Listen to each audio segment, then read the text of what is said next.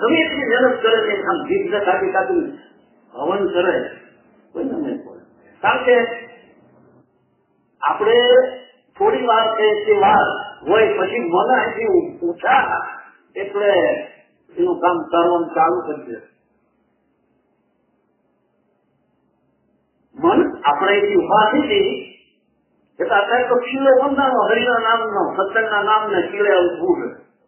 અત્યારે તો આપણે બધા હું તને સત્સંગના નામે ખીલે આપણે અનુવાદ બહાર જાઓ એટલે ચાલુ થઈ ગયા. ઘરે જ્યાં વધારે ચાલુ થાય. આ તો બાપાનું નક્ષત્ર છે, અમારી સેવા થવાની ઘણું સારું છે, જો આપણે આ કરવું જ જોઈએ. પણ મને તમને જે શાશ્વત શાંતિ મળવી જોઈએ કે મારું માનવું એમ છે નથી મળતી. મને એમ થાય છે તમને જે તત્વે કરું સુખ નથી મળતું એમ.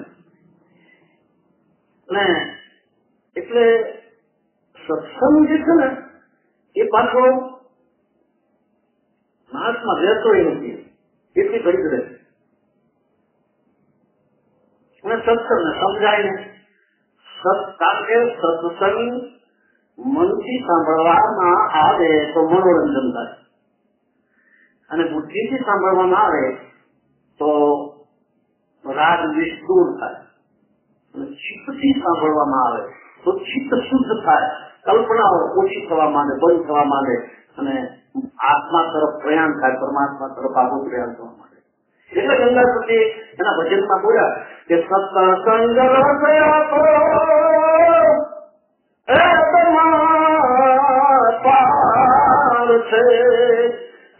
છે કોઈ પીવન હાર રે તને મનની જાવે સુધી રહે પરવાસ ત્યારે અરખ તરફ એકતા થાય રે આખી રે છૂટે જ્યારે અંતર કણી ક્યારે પ્રભુ દેખાશે આપો આ